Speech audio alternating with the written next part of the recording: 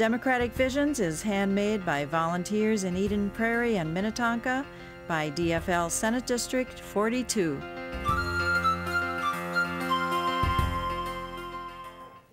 Jim Mefford is seeking the DFL endorsement for Congress in the 3rd Congressional District. Welcome, Jim. Thanks, Tim. Jim grew up in Marshall, Minnesota, graduated from St. Olaf College, and has lived in Edina for the last 12 years with his wife Karen and their 3 children. The people who are meeting Jim in various venues around the 3rd District, or who talk to him on the phone, learn that he's a strong proponent of children, education, and health care reform. First in Chicago and now in the Twin Cities, Jim has worked with associations of surgeons, primary care physicians, and optometrists, and policymakers to provide better health care coverage. He is currently the chief executive of the Minnesota Optometric Association. Jim is past president of the Minnesota State PTA Board. He plays a mean game of church league basketball in a local league, and he loves the outdoors. Jim, I'd like to start by focusing on the environment. Environment Minnesota has issued a congressional scorecard, and they show Representative Paulson receiving the lowest grade in the whole delegation from Minnesota. Is that correct? Yeah, lower than Michelle Bachmann and John Klein. Absolutely. And what a stark contrast. We had a congressman here for many years, Jim Ramstad, who understood that protecting the environment is an important thing. It's important to the people in this congressional district, those of us who like to go to the mountains or like to go to the boundary waters or like to go fishing with our kids. We understand that protecting our environment is a commitment we need to have to our future generations also. Look at the lesson in the 80s. I sat down with former Senator Dernberger and talked about the good regulations and laws that were put in place in the 80s to clear the air and clean the water that actually grew jobs in the 90s. That was a good blend. Those were people who understand that protecting the economy and protecting the environment and growing the economy can be done at the same time.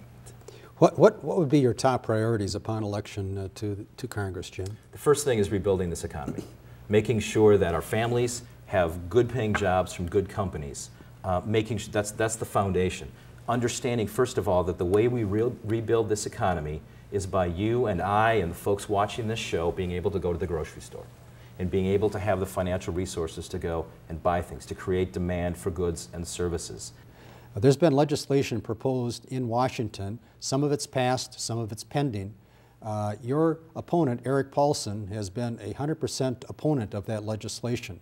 What is your position with regard to the bills that are pending in Congress at the present time relative to banks, banking, and the financial institutions? Well, the first thing we need to do is recognize what happened to us a year ago, over a year ago. We lost a lot of value out of our retirement accounts and our mortgages simply because we didn't have good oversight over our financial institutions. That's what the regulations that we're looking at are trying to do.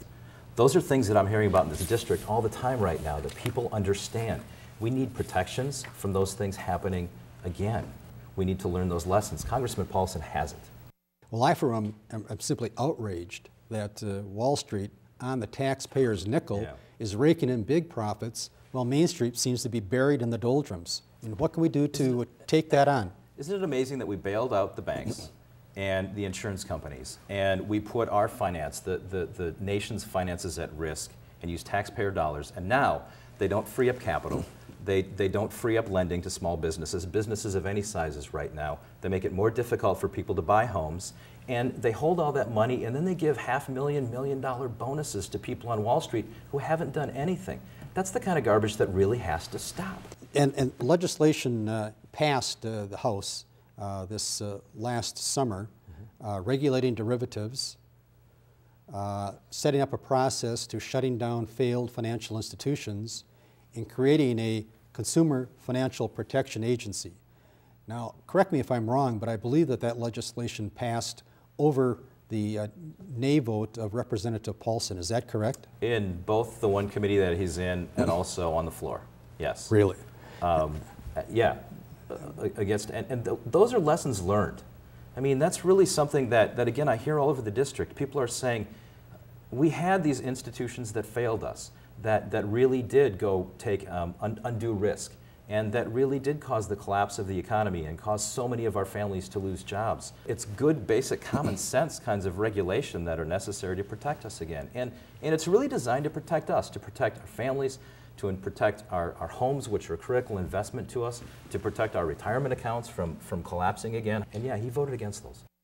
So is health care one of the keys to your campaign also? Absolutely, knowing full well that we're not going to get the system reformed like we would like to have it reformed with one bill. And it's going to take a lot of people who understand that we have to reinvest in good community-based primary care clinics, that we have to build a delivery structure that connects with people in the places where they live and where they work. Those are things that we're not going to get done in this bill. The good things that are in it right now, which is why I hope it passes, is getting rid of pre-existing conditions for children right now. That will happen the day that it's signed. Making sure that the 89,000 children who live in this state aren't forced to go to the emergency room anymore, but can go to a pediatrician. Those are good things that we need to get done. It's crazy that we haven't done that already, but those are good things that need to get done.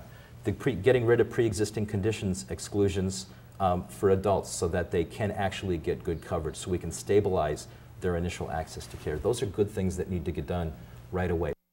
I would think it's fair to say that uniformly across the 3rd District, the voters hold education in their highest regard. We have some of the best public education in the country in this district. There's things that can be done on the federal level to strengthen that and support that. The first thing is to quit talking about changing No Child Left Behind and the way we measure schools and teachers and just get it done.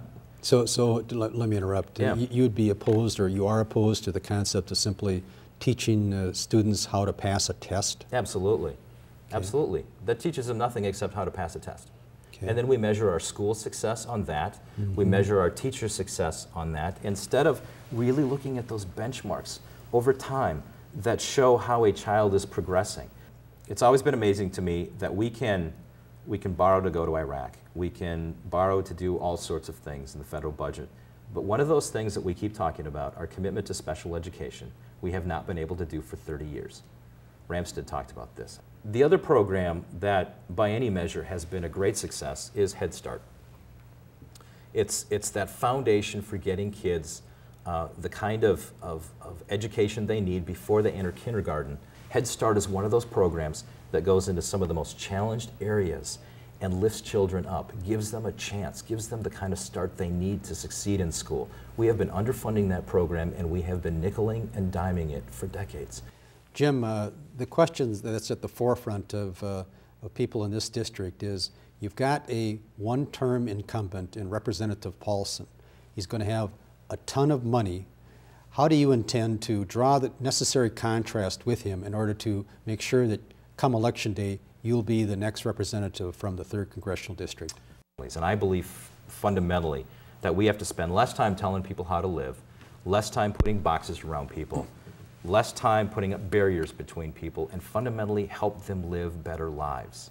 The kinds of things that we talked about that rebuild our economy and rebuild families and support our children, help them live better lives. We have got to quit this public monologue by so many people that just distract us from the real things we need to get done to help people. Congressman Paulson has not been that voice. I will.